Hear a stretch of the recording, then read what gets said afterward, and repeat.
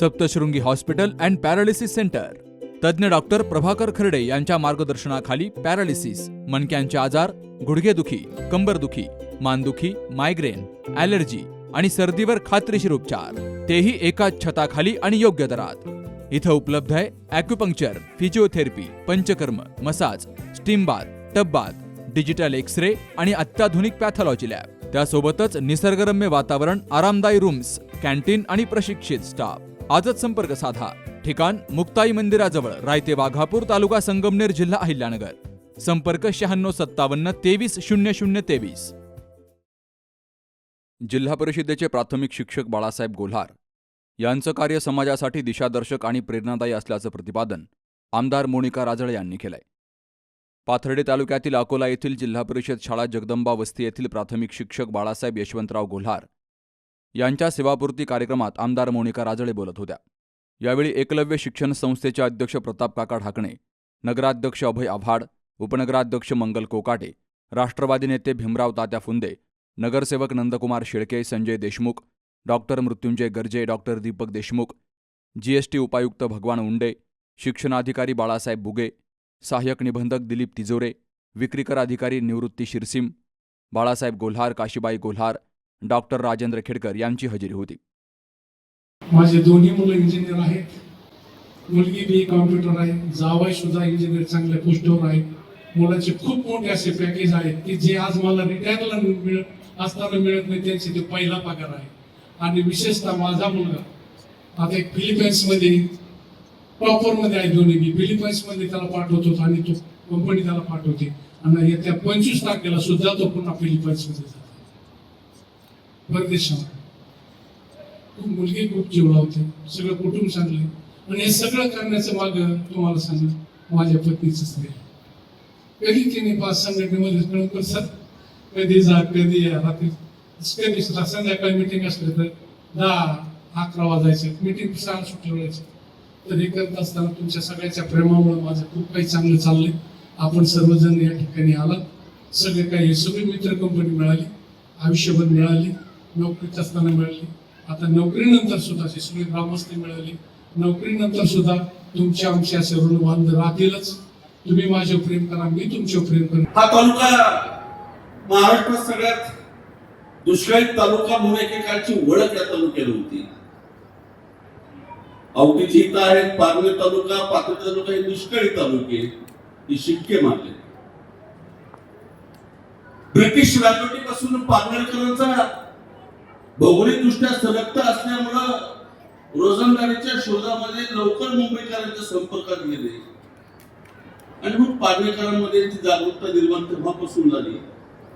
पण या दुष्काळी आणि अज्ञानी आढळ तालुक्यामध्ये पर्जन्यमान जरी आमचा दुष्काळ होता तर निसर्गाने आम्हाला दुसरी बाजू फार भक्कम दिली होती. ऐश्वर्य संपन्न भगवान बाबा असतील, संतांनी या तालुक्यातल्या सामान्य माणसाला शिक्षणाकडे दाखवली, शिक्षणाकडे नेली, म्हणून इथं सगळं चांगलं दिसतं. हे कुणी नाकारू शकत नाही.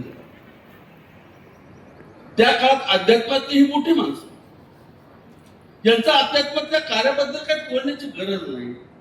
पण ह्या भागामध्ये पूर्व दिशेला या तालुक्याच्या भगवान बाबा आणि वामन भाऊनी शिक्षणाकडे त्या काळात लोकांना नेलं. डोंगरातल्या अडाणी अडचणी माणसाला आणि तिकडच्या डोंगरपट्ट्यामध्ये आचार्य आनंद ऋषी महाराज आणि मोठे तनपुरे महाराज यांनी शिक्षणाकडे नेलं. म्हणून हा तालुका दुष्काळी असून आज अधिकाऱ्यांचा आणि शिक्षकांचा तालुका म्हणून ओळखला. एकेकाळी पारनेर नंबर 1 ला होता. आता पाथर्डीला पारनेरकडनं क्रॉस केले ते शिक्षक या तालुक्यात आले. गावाचे गाव शिक्षक इथे सगळं आणि अभिमानानं सांगावं की हा शिक्षक आहे. इतक्या चांगल्या उत्तम गुणवत्तेचे शिक्षक या तालुक्यात तो प्राथमिक असेल, माध्यमिक असेल, नाहीतर मोठ्या वरिष्ठ महाविद्यालयातले शिक्षक असेल. हे परंपरा या तालुक्यामध्ये निर्माण झाली आणि अनेक विद्यार्थी ह्या पिढीने घडवले, या शिक्षकांनी घडवले. अधिकाऱ्यांचा तालुका मोठला जातोय. या तालुक्याच्या आज नवीन परिचय महाराष्ट्रात झालाय. तालुका हा अधिकाऱ्यांचा आहे पण हे श्रेय माझ्या तालुक्यातल्या शिक्षकांचं आहे. हे सांगण्यावर आम्हाला अभिमान वाटतो की आमच्या शिक्षकांनी ही कामगिरी हा इतिहास घडवला. हे नाकारता येणार. विद्यार्थ्यांमध्ये सेवा बजावत असताना जे माणसं त्यांनी कमावले, जे ऋणानुबंध त्यांनी त्या गावातील नागरिकांशी असेल, विद्यार्थ्यांच्या पालकांशी असेल, ते कमावले ते सर्व आज या ठिकाणी सरांना त्यांना शुभेच्छा द्यायला उपस्थित आहे. मला वाटतं आयुष्यामध्ये किती पैसा कमावला, किती संपत्ती कमावली, त्यापेक्षा आज हा जेवढा जनसमुदाय सरांना शुभेच्छा देण्यासाठी उपस्थित आहे, मला वाटतं ही खरी त्यांची संपत्ती आहे, म्हणजे त्यांना आयुष्याच्या शेवटपर्यंत कायम आनंद देणारी असेल अशी मला खात्री आहे. खरं तर सेवा बजावत असताना खूप मोठा जुन्या काळात म्हटलं जायचं की आपल्या एकत्र कुटुंब पद्धती असायची. आपली आजी आजोबा म्हणायची की माझं गोकुळ आहे. मला तर त्याचं खरं गोकुळ जर कोणाचं असेल ते 70-72 सदस्यांचं कुटुंब असलेलं बाळासाहेब गुरुजींचं. खूप मोठं त्यांना भावंड, बहिणी, चुलते, पुतणे असं खूप मोठा सर्व सदस्य असलेला हा परिवार तालुक्याने तालुक्याच्या बाहेरमध्ये वेगवेगळ्या ठिकाणी नोकरी व्यवसायाच्या निमित्ताने स्थिरवलाय. परंतु आजही हे कुटुंब एकत्र ठेवण्यामध्ये ते कुटुंब प्रिय आहेत, विद्यार्थी प्रिय आहेत, मित्रांमध्ये प्रिय आहेत, सगळ्या नातेवाईकांना ते व्यवहास्य आहे. ज्या ज्या ठिकाणी त्यांनी काम केलं तिथल्याही लोकांना ते आवडतात. आणि म्हणून असा माणूस म्हणजे खरं तर सरांना बघितल्यानं शांत, संयमी, आणि आम्हाला अनुभव की कधी त्यांच्याबद्दल तक्रार कधी त्यांच्या सेवा करण्यात आली नाही. कधी राजकीय सामाजिक जीवनामध्ये आमच्या कुटुंबाशी कायम एकनिष्ठ राहिलेले.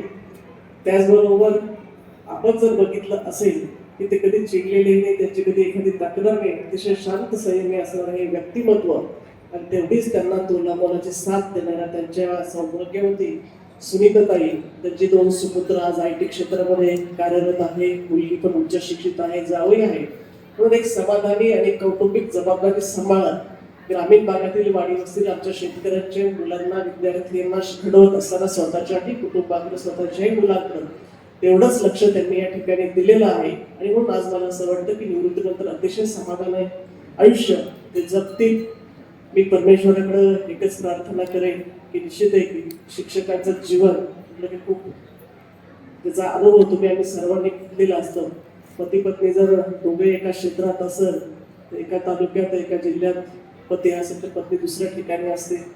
आणि हळूहळू कुठेतरी आता शासनाने पती पत्नी एकत्रीकरणाच्या या माध्यमातून त्यांना एकत्र आणण्याचा प्रयत्न करतो. परंतु जसा सरांनी आपल्या मनोगत व्यक्त करत असताना जो अनुभव सांगितला की पत्नीचं शिक्षण त्यांनी पूर्ण केलं, तिला संधी दिली, मुलं घडवले, त्यामध्ये त्यांच्या सर्व मित्र परिवाराने खूप मोठं सहकार्य केलं.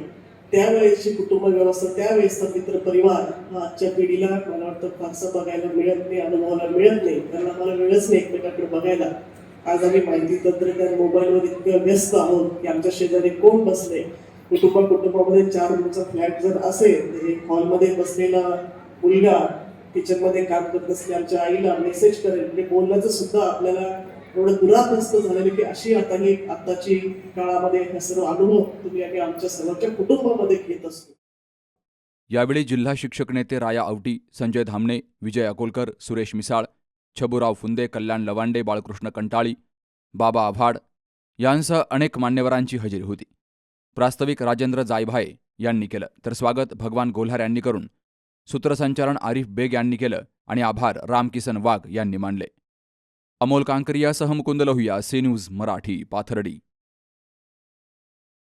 सुनबाई, आजही चहा काल सारखाच बनव. अगं, कोणती नवीन चहापत्ती आणली आहेस का? काय ग, कालच्या चहाचं रहस्य काय आहे? प्रत्येक चांगल्या चहासाठी आवश्यक आहे राजहंस दूध. चहापत्ती तीच, फक्त दूध नवीन. तुम्ही फक्त दूध बदला. राजहंस दूध आणा आणि असा मस्त चहा बनवा.